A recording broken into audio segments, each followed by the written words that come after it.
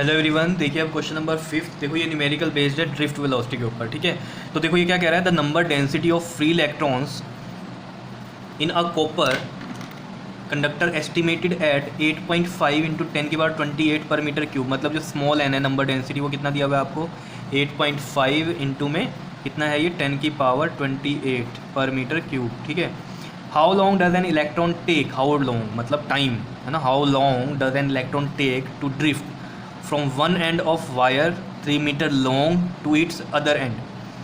मतलब ये लेंथ दी हुई है आपको। ठीक है, लेंथ कितनी दी हुई है 3 मीटर की दी हुई है। 3.0 या 3 मीटर एक ही बात होती है, बताया हुआ है आपको पहले भी। 3.0 पॉइंट हटाओगे 10 लगेगा, 3 बचेगा। ठीक है, ऐसे भी लिख सकते हो आप। ठीक, तो जैसे मान लो जैसे हमने ड्रिफ्ट वेलोसिटी वाले में किया था, या रिलेशन बिटवीन ड्रिफ्ट वेलोसिटी और करंट के बीच में किया था। ठीक है, वहाँ पर ऐसे हमने एक कंडक्टर को एज्यूम किया था। क्लियर, यहाँ भी मैं मान रहा हूँ कि ये वायर है, वायर को मैंने ऐसे एक कंडक्टर मान दिया। ठीक है, और ये कह रहा है इसमें आपको कि ये 3 मीटर लॉन्ग है, मतलब ये लेंथ हो गई इसकी 3 मीटर। ठीक है, और क्या दिया हुआ है एरिया ऑफ क्रॉस सेक्शन, मतलब कितनी मोटी है ये तार, ये है आपके पास 2.0 इंटू में 10⁻⁻6, मतलब ये एरिया गिवन है आपको मीटर स्क्वायर में। And it is carrying the current कितना 30 एम्पियर, मतलब इसमें जो आपके पास करंट जा रहा है वो कितना आ रहा है 3 एम्पियर का। क्लियर, तो आपको ये बताना है कि how long does an electron take to drift from one end of a wire to other end. मतलब मान लो यहाँ से हम कह रहे हैं ये डायरेक्शन में आई है ना हमने, तो इस एंड से यहाँ तक जाने के लिए इसको कितना टाइम लगेगा, मतलब जो भी इलेक्ट्रॉन पड़े हैं इसमें ड्रिफ्ट करने में, यहाँ से यहाँ तक टाइम कितना लगेगा। तो टाइम का फॉर्मूला क्या होता है बता दो जरा, डिस्टेंस अपॉन में स्पीड। ठीक है ना, तो डिस्टेंस कितना है, ये लेंथ मानी जाएगी इसकी, क्योंकि यहाँ से यहाँ लेंथ ही कंसीडर करेंगे डिस्टेंस को। ठीक है, तो ये कितनी आ गई आपके पास 3 मीटर। तो लेंथ मतलब डिस्टेंस अपॉन में स्पीड, और स्पीड कितनी हम मान के चलते हैं इलेक्ट्रॉन की ड्रिफ्ट वेलोसिटी वी मान लेते हैं। ठीक है, एवरेज, तो वी मान लिया हमने। क्लियर है या नहीं, क्योंकि देखो करंट जो फ्लो हो रहा होगा वो सभी इलेक्ट्रॉन्स का मिला के ही तो बात करते हैं ना हम, कितने इलेक्ट्रॉन्स तेज़ी से फ्लो कर रहे हैं। तो इसलिए सभी चार्जेस के लिए हम उसकी वेलोसिटी भी क्या बोल देंगे, एवरेज वेलोसिटी। एवरेज वेलोसिटी क्या होती है ड्रिफ्ट वेलोसिटी, और डिस्टेंस को हम लेंथ मान के चलेंगे इस वायर की, क्योंकि यहाँ से यहाँ पहुँचना है और लेंथ इतनी है वायर की, तो ऑब्वियस बात ये डिस्टेंस यही रहेगा ना, यहाँ से यहाँ जाना है तो।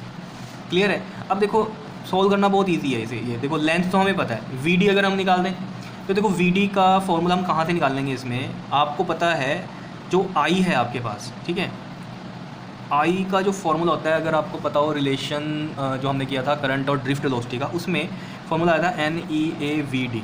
तो मैं यहाँ से VD की वैल्यू निकालता हूँ। देखो VD की वैल्यू क्या आएगी, आई अपॉन में NEA। VD हम यहाँ पुट कर देंगे निकाल के, या नहीं, और L पता ही है। अब आप कहोगे VD का यही फॉर्मूला क्यों लिया, क्योंकि और फॉर्मूला लेते अगर जो ड्रिफ्ट वेलोसिटी में आया था, जो ड्रिफ्ट वेलोसिटी का हमने डेरिवेशन की थी, अगर वो वाला फॉर्मूला लेते तो उसमें देखो कई वैल्यूज़ नहीं है हमारे पास यहाँ। ठीक है, जैसे पोटेंशियल नहीं है, अगर V/L को चलो हटा भी दो उस फॉर्मूले से VD वाले में से, तो E बनता था, E भी नहीं है इस वजह से। ठीक है, तो ये वाला फॉर्मूले के अकॉर्डिंग हमें पता चल रहा है कि साफ कि करंट दिया हुआ है, तो हमें करंट वाला फॉर्मूला ही यूज़ करना पड़ेगा ड्रिफ्ट वेलोसिटी का। ठीक है, N भी पता है, E भी पता है और A भी पता है। E क्या है, चार्ज ऑन इलेक्ट्रॉन, ये पता ही है आपको कितना होता है, बताना जरा कितना होता है, बताना जरा E कितना होता है, पता भी है या नहीं, आप लोगों को पता ही नहीं होगा। 1.6 इंटू 10⁻⁻19। ठीक है, और आई कितना दिया हुआ है हमें 3 एम्पियर दिया हुआ है। ठीक है जी, तो और एरिया भी हमारे पास कितना है, ये रहा 2.0 इंटू 10⁻⁻6। ठीक है, 2.0 बोल दो या 2 ही बोल दो, एक ही बात है। ठीक है, आपको अभी ये एग्जांपल देके मैंने समझाई थी बात। क्लियर, तो देखो अब यहाँ पर हम क्या करेंगे, देखो ये है टाइम, तो टाइम इज इक्वल टू में L, ये रहा VD की वैल्यू यहाँ पुट करते हैं। तो देखो VD की वैल्यू कितनी है, आई अपॉन में NEA, तो आई अपॉन में NEA नीचे आएगा, उसे ऊपर ले जाऊँ तो ये फॉर्मूला बन गया टाइम का, तो निकाल देते हैं। ठीक है, और हाउ लॉन्ग से आपको समझ में आने से टाइम ही निकालना है। ठीक है, तो लेंथ कितनी है 3 मीटर की, तो 3 हो गया। N कितना है हमारे पास 8.5 इंटू में 10⁻28 है। E 1.6 इंटू में 10⁻⁻19 है। ठीक है, और एरिया कितना गिवन है हमें 2.0 है, तो मैं इसको 2 ही ले सकता हूँ, 2 इंटू में 10⁻⁻6। क्लियर है जी चीज़ इतनी। ठीक है, आई बता दो कितना होगा इसमें, आई कितना गिवन है 3 एम्पियर गिवन है। ठीक है, तो देखो 3 से तो 3 कट गया। अब देख लेते हैं और इसमें बचा क्या है, देखो 8.5 का मैं 10 लगा दूँ नीचे, और 10 की पावर ये है 28, और 1.6 का भी मैं 10 लगा देता हूँ नीचे, कोई दिक्कत नहीं है। अब -19 और ये -6 पावर को सॉल्व कर दो ज़रा, 10 की पावर -19 और -6 ऐड होंगी, कितना आएगा माइनस का 25 आएगा, और इंटू में क्या है 2 है। क्लियर, अब देखो 85 इंटू में 10 नीचे 10 की पावर 2 बन गई, मतलब 100 बन गया, और ये देखो 10 की पावर 28 और ये माइनस का 25, तो 10 की पावर कितना आ गया 3 आ गया, 28 - 25 3, और ये कितना है आपके पास 16 2 ज़ा 32। क्लियर है जी इतनी बात। अब देखो इस ये 100 है, ये 1000 है, तो इसकी एक ज़ीरो यहाँ से कटेगी, तो मतलब ये पूरा कट गया आपके पास, और यहाँ क्या बचा 1 पावर बची। तो देखो ये आ गया 85 इंटू में 32 और इंटू में 10। अब मल्टीप्लाई कर लेते हैं इनको। देखो 85 ये नहीं है इसमें, ठीक है, कहीं इसको समझ लो, ये इधर टॉपिक हो रखा था जो उसका है, ठीक है। तो कन्फ्यूज ये सोचने भी मत लग जाना कि ये पिछली वीडियो में नहीं था, ठीक है। तो ये मैं किसी और पेज पे कर रहा हूँ, कहीं और कर रहा हूँ इसको, ठीक है, तो इससे कन्फ्यूज मत हो जाना।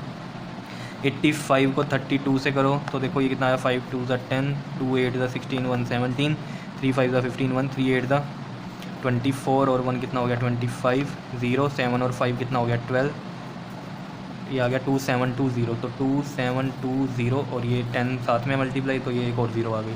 क्लियर। अब क्या इस तरीके से लिखते हैं हम इसको, इस तरीके से भी लिख दो, इतने सेकंड आ गया आंसर, ठीक है। या फिर थोड़ा अगर स्टैंडर्ड फॉर्म में लेके चलो तो स्टैंडर्ड फॉर्म में मैं इसको ऐसे लिख सकता हूँ क्या, 2.72 इंटू में 10 की पावर 4 सेकंड, ऐसे भी लिख सकता हूँ। कईयों को तो समझ में नहीं आ रहा होगा ये क्या कर दिया आप। देखो ये कुछ नहीं किया, देखो जैसे मान लो आपके पास 1.9 है, ठीक है, जब हम इसका पॉइंट हटाते हैं तो ये इधर जाता है, इसका मतलब है ना, ऐसे लगाते हैं हम।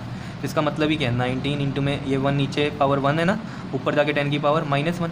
मतलब ये हुआ कि जब मैं पॉइंट इधर लेके जा रहा हूँ तो पावर -1 में हो रही है।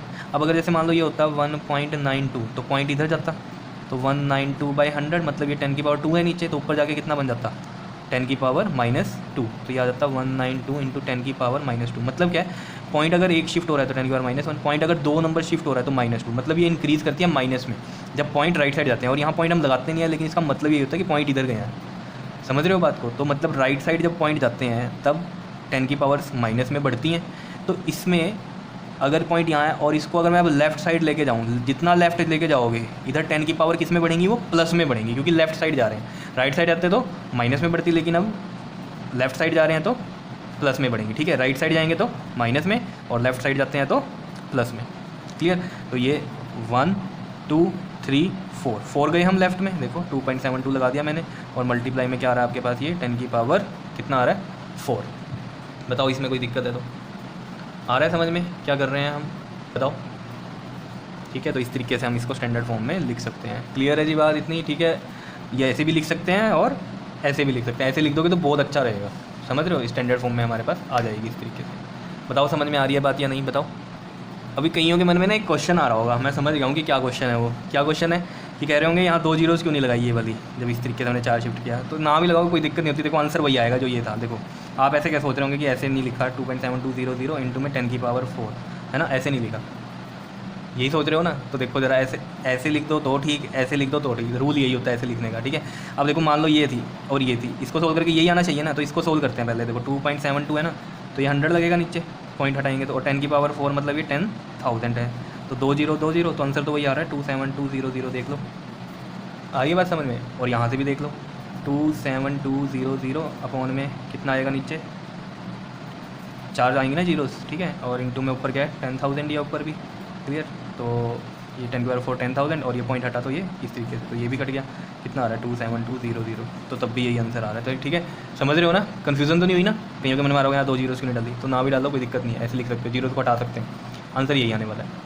क्लियर है, समझ रहे हो बात को, ठीक है। तो इसको अच्छे से नोट कर लेना, ड्रिफ्ट वेलोसिटी के ऊपर था ये क्वेश्चन, ठीक है, और इम्पॉर्टेंट भी है। Okay, thank you.